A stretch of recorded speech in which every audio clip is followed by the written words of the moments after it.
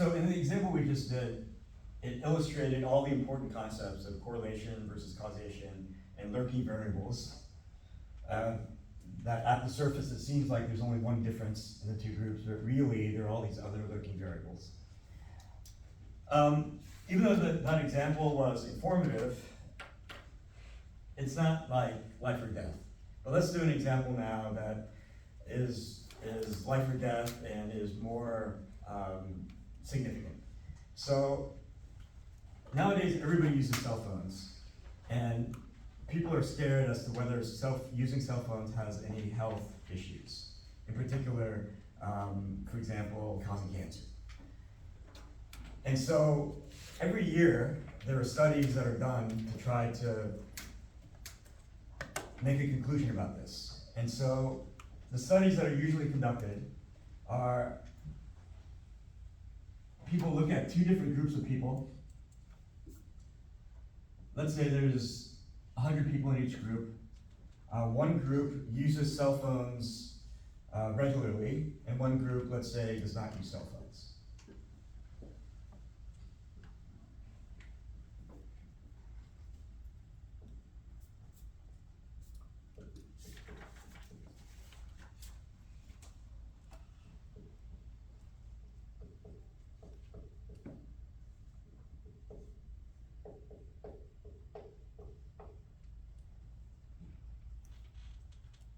So let's say that for each group of people, the researchers then want to see whether they have cancer, and so they take them under an MRI machine, and let's say that they do brain scans, so they want to see whether they have brain cancer, brain tumors. So let's say that the group who uses cell phones, let's say that the incidence of cancer is so low to begin with, so let's say that we have 1,000 people in each group. So let's say that the group who uses cell phones, there are 12 people who have tumors, let's say brain tumors.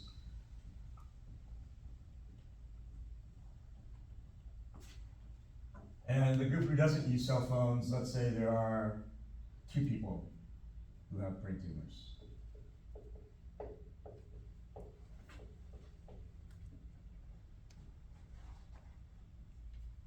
So when you compare these two samples, you see that the group who uses cell phones seem to have more brain tumors than the group who doesn't use cell phones.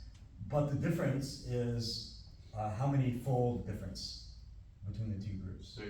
Yeah, six times difference. So the group who uses cell phones seems to have a 6 times more likelihood of having brain tumors than the group who doesn't use cell phones. But these are just the samples of these two. Let's say that the researchers then use statistics to make a conclusion about the populations of people who have tumors using cell phones versus not using cell phones. And using statistics, then they conclude that there's also a 6-fold difference between the populations of people who use cell phones versus don't use cell phones in terms of whether they have brain tumors. Okay, so the point is that based on these results, can we conclude that using cell phones leads to more incidences of brain tumors? Can we conclude causation? No. Yeah, why is that? Yeah. Because we don't know if both groups already had those brain tumors before. Yeah, that's true. But the point is that based on this result, assuming that everything within the study itself is correct, meaning that they were able to use these MRI machines and detect the tumors correctly, let's say. Let's say that that's correct. So based on this, the fact that we see a 6 times difference, can we conclude that 6 times difference is in tumors is because of the cell phone use?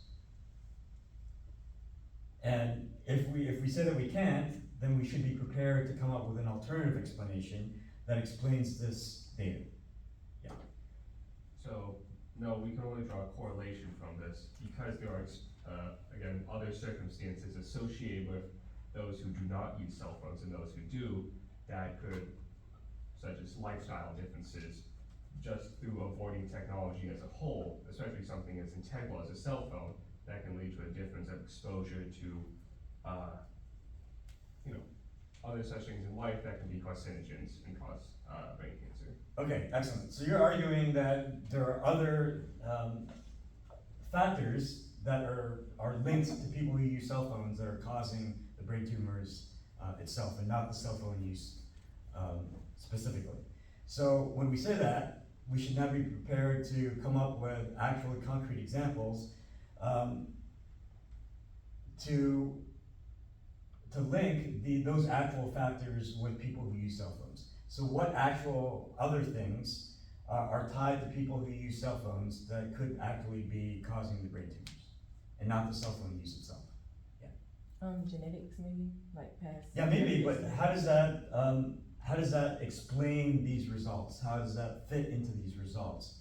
How does the fact that people are using cell phones, how can you tie that into having genetics that are predisposed to having cancer, for example? So basically what we're trying to do is come up with lurking variables that are tied to people who use cell phones that seem to be causing the brain tumors, and not the cell phone use itself. Is there cultural, societal differences? Because it'd be hard pressed to find anyone who doesn't use a cell phone nowadays. Well, in general, that could be true, but how does that tie into these results? How does that in itself explain these results? The wave, like the 4G, 5G waves, they're experiencing more of that since they're using cell phones versus someone that doesn't use it is not exposed to all those waves. Okay, so you can argue that the cell phone itself is not causing the tumors, but maybe people who use cell phones live in areas that also expose them to other things like 4G, 5G waves, and it's actually those waves that are causing the tumors themselves, and not the actual act of using the cell phone. Good, so you could argue that. So we're gonna start identifying some lurking variables here associated with this group who uses cell phones. So maybe you can say that people who use cell phones are more exposed to electromagnetic waves. And those are the things that are causing the tumors and not the cell phone use itself. Versus people who don't use cell phones don't live in areas that have these waves. Yeah. Same thing, rural group, people who use cell phones tend to live in more rural, urban areas, as opposed to those who do not use cell phones, who are often rural areas far away from harsh pollutants and air pollution and all that. Excellent. So we very well could argue that. We could say that people who don't use cell phones live in more rural areas like the countryside, and those areas don't have not only electromagnetic waves, but they don't have contaminants in the air. They have cleaner air, they have cleaner water, for example. And maybe because of that, all of that, they're less likely to get cancer. And so people who use cell phones then live in areas that have more environmental pollutants, let's say. And maybe those environmental pollutants are actually the things that are leading to the cancer.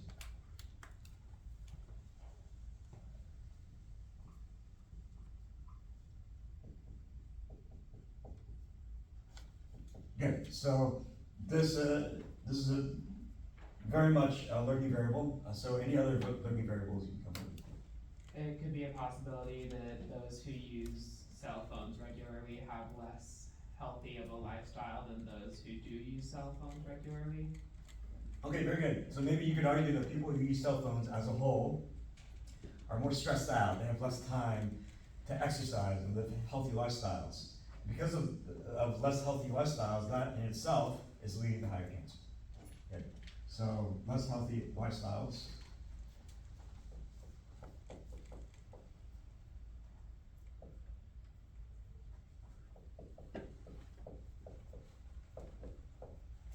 Okay, so what we're doing is practicing and trying to come up with as many lurking variables as possible. So what else can you come up with? So what else could be tied to people who use cell phones as a whole that in itself is actually contributing to more cancer.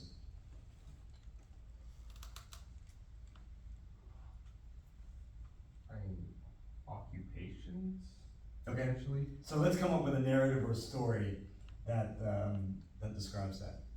For instance, people in urban areas are more likely to work with harsh chemicals or radiation treatment, x-rays, CT scans, stuff like that, due to being an area of high technology, as opposed to someone living on the countryside who the most harsh chemical they are generally exposed to is fertilizer and weed killer.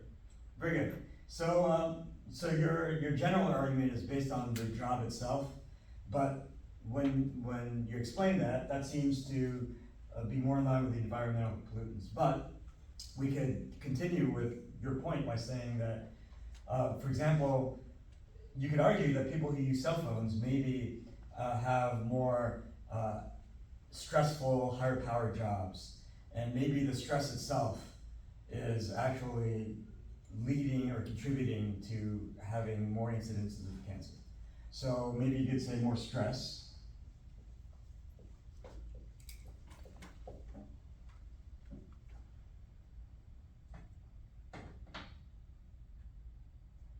Okay, very good. So the point is that now we've come up with all these learning variables, and any one of these could be contributing to the higher tumor, and not just the cell phone use itself.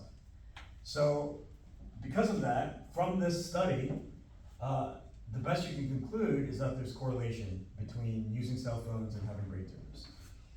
And you notice that this type of study, is this an observational study or is this a experimental study? Yeah, this is observational because you're just observing people who use cell phones and people who have not used cell phones in the past. You're not actively doing anything. So this is an observational study, and we said that the best you can conclude from an observational study is correlation. So that's what's going on here, is that the best you can conclude is that there's correlation between using cell phones and having brain tumors. So that said, that's the correct conclusion, correlation, but that's not a very interesting conclusion. So if we want to make the interesting conclusion, then what do we have to do? If we want to determine whether there's causation or not, Have two different groups, one that doesn't use cell phones and then one that does, and then Very- test the first one and have them use cell phones and see the differences. very good. We have to do one of these two things if we want to determine whether there's causation. So let's go ahead and try to apply each one. So let's start with the longitudinal study, which is the study over time. And let's see if we can use this to determine causation in this case. So what we do is we do a before and after. We select 100 random people, for example. Or let's say, so the number varies according to the situation. So we don't want, let's not focus on the number. Let's say we gather a random sample and we test them immediately, which means that we put them under an MRI scanner.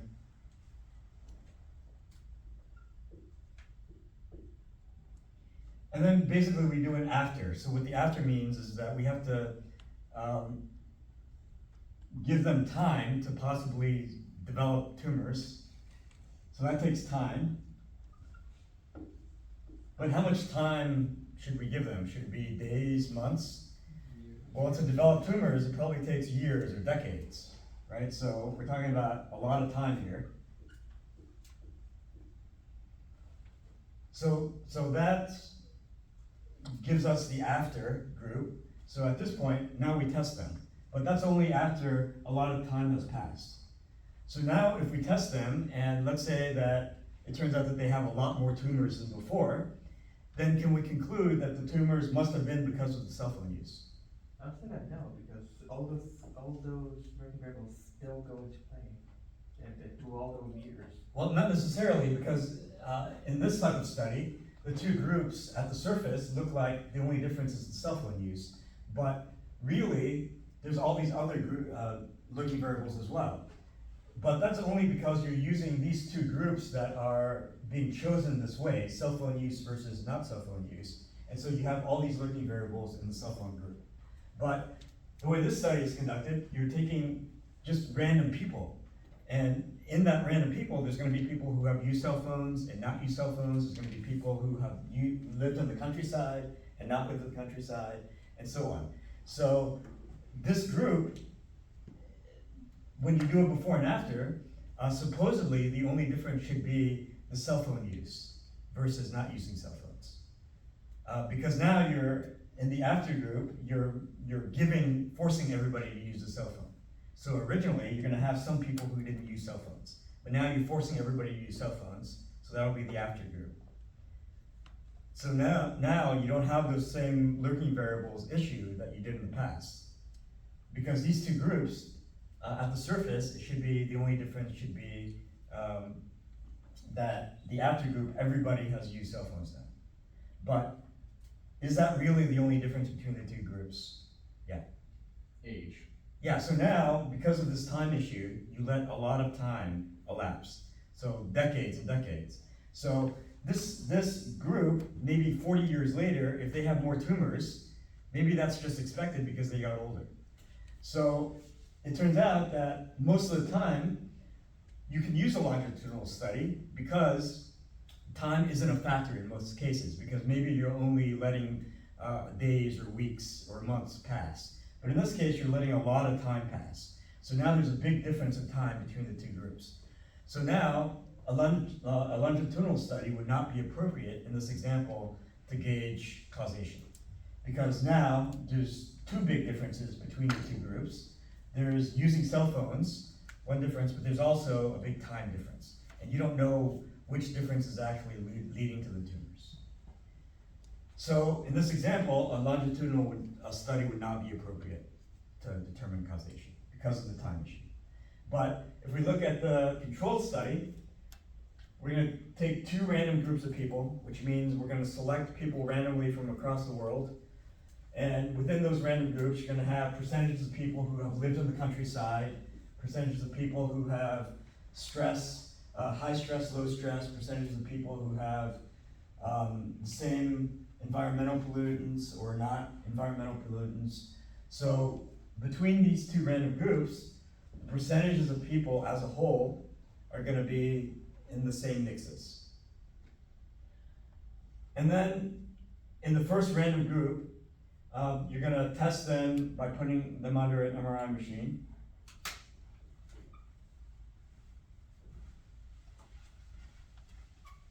Well, before you do that, let's look at this second group that we are giving cell phones to. So instead of traveling, now we're giving them cell phones.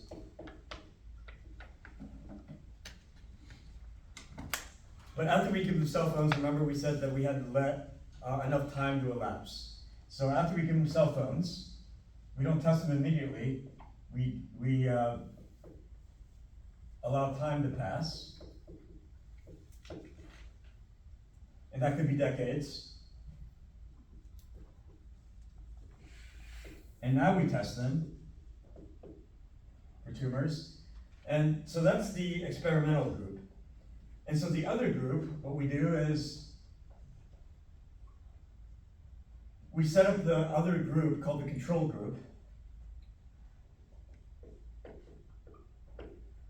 Everything else as a whole is exactly the same except for this one traveling issue, except for this one cell phone issue. So we don't subject them to cell phones in this group, but because it's random, there's already gonna be people who use cell phones, but we don't intentionally subject them to cell phones. And then we're gonna let the same amount of time pass. So both these groups now are the same as a whole in everything, including time passing, and they're the same in everything except for this one issue of using cell phones or not. And so now, we're gonna test that group after that time has elapsed. And now if there's a difference in the test results in terms of brain tumors, then we can conclude that that one difference had to have been caused because of the one difference in the two groups, which is the using cell phones. So in this example, the only way to determine causation is through this controlled study.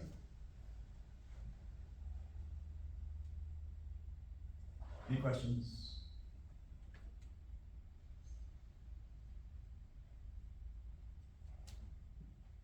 Okay, so,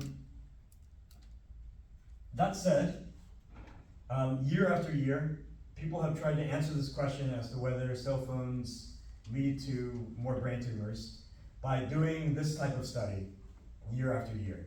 And this type of study, we said, was an observational study where the best conclusion we can make is correlation, not the more interesting conclusion of causation. So that's why to this day we don't have a definitive answer as to whether cell phones cause brain tumors. The best conclusion we can make is cell phones are correlated with brain tumors. So why don't you think we have a definitive answer yet? Why don't you think we're able to do this type of controlled study? Not enough time has passed. Yeah, very good. So cell phones haven't been around long enough for this time to have elapsed, for us to know definitively whether or not there's enough of a difference between brain tumors in both these groups. So we're not able to conduct a correct controlled study where we allow enough time of decades to actually pass within the same study. So to this day, we don't have a definitive answer yet because we can't conduct a correct controlled study because of this time issue. So that said, year after year, people have conducted these observational studies, and year after year, it turns out that people have concluded that there's correlation between brain tumors and using cell phones. So what do you think the implications of those are? If people conclude correlation year after year, let's say 10 years in a row, does that mean that at the 11th year, people can say that there's causation? Because 10 years in a row, there was correlation? So what do you think the implications are? If people are conducting these observational studies year after year, and every year, so far, people have said that yes, there is correlation between using cell phones and getting brain tumors. So year after year, we've concluded correlation. So what are the implications of that? Can we say that since there's been correlation 10 years in a row, that at the 11th year, now there's causation? There must be causation? Well, are they studying the same set of people, or is it? No, let's say different groups of people every year. Then, no, probably not. Okay, okay.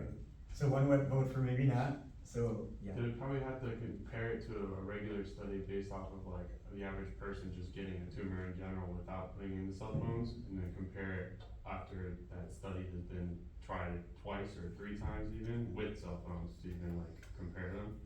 Yeah, so basically you're saying people need to be doing a control study. Yeah.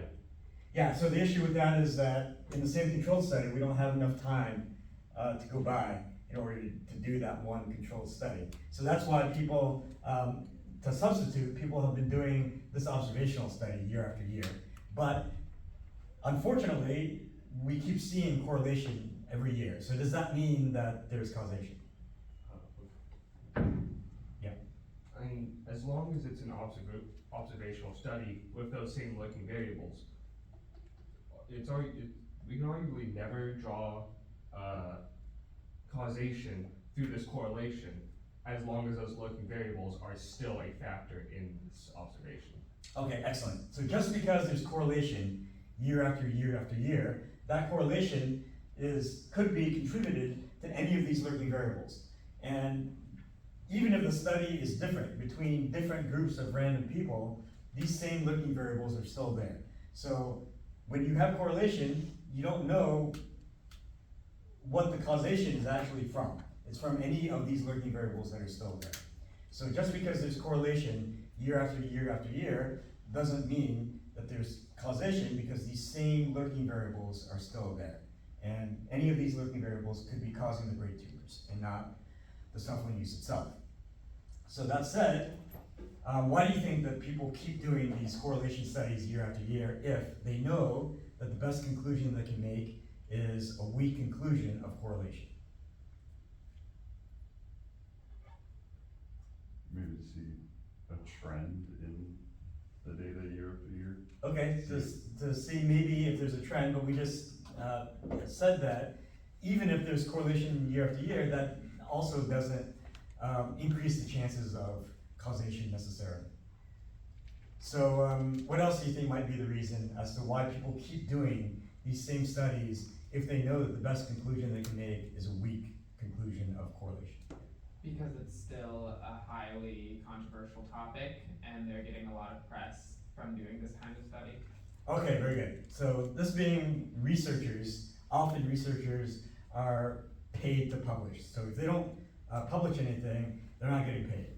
So oftentimes you'll see a lot of research being done, even if the results aren't very interesting.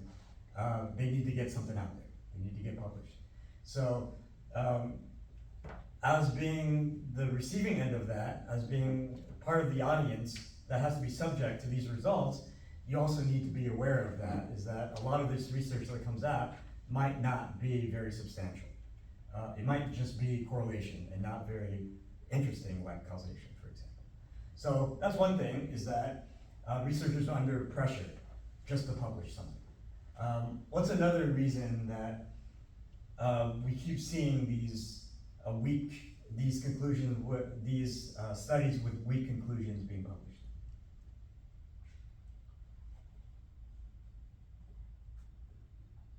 People find it more life-threatening and urgent to know, I guess? Yeah, so the researchers, again, might be trying to get the attention of the public by, even though it's a weak conclusion, it has to do with a topic that stirs people up and gets their attention. Yeah, exactly. So, but that's kind of being pessimistic and giving the researchers an unsavory motivation. But let's give them the benefit of the doubt, and let's say that people do this research year after year, and let's say that one year they conclude that there's no correlation. And an example of that might be that in this group who uses cell phones, let's say that there are 3 people who get brain tumors. In this group who doesn't use cell phones, there's 2 brain tumors. So as a whole, they're roughly the same. So the incidences of brain tumors are roughly the same between these 2 groups. That means that using cell phones doesn't affect whether you get brain tumors. So that means there's no correlation between brain tumors. And not only is that true, let's say, in these 2 samples, let's say that people do statistics and show that the incidences of brain tumors are about the same in the populations of people who use cell phones versus no cell phones as well. And so that suggests that there's no correlation between having brain tumors and using cell phones.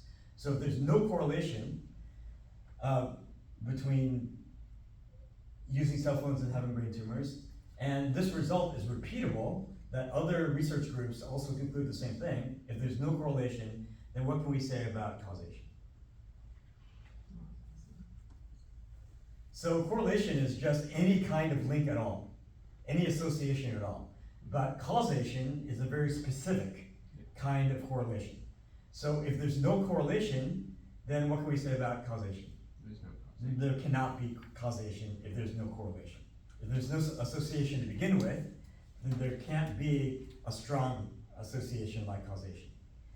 So possibly researchers could be doing this year after year so that maybe they're hoping that something might change so that they're able to show that there's no correlation. And if there's no correlation, then immediately they can show that there's no causation, and all of this is moot. They don't have to do this anymore. They don't have to worry about conducting these experimental studies anymore if they can show that there's no correlation. Unfortunately, year after year, people have continually showed correlation between using cell phones and getting brain tumors. So if there's correlation, then there could be causation, but not necessarily. But again, if there's no correlation, then absolutely there's no causation, and you don't have to worry about any of this moving forward. But so far, there's been correlation. Any questions? Okay, so, I don't wanna open up the next subject, we only have about 20 minutes left, so that'll be it for today. Make sure that you do the homework due tomorrow before class.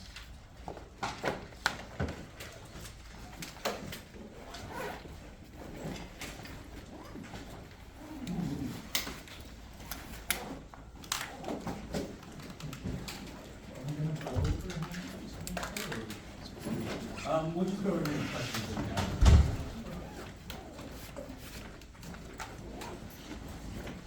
What's the homework based on what we talked about, is that going to be different? Algebra? No, there will be some that will be talked about.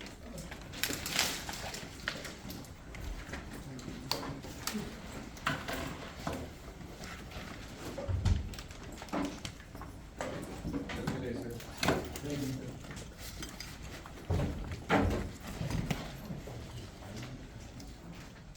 Okay. Yes, go ahead and click on the orange button.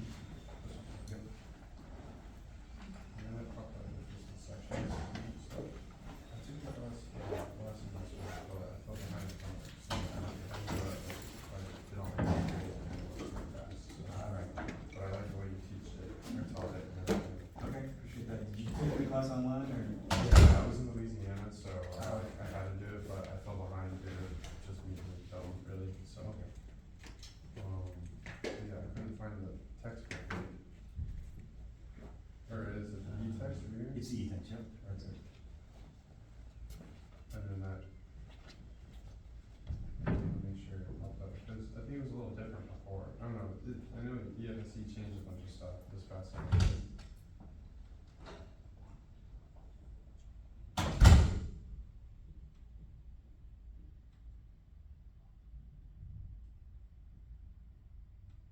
Okay, sweet. Alright, so I just have to click the e-text link. Yep, that's it. Okay, sweet. Thank you. Okay, cool.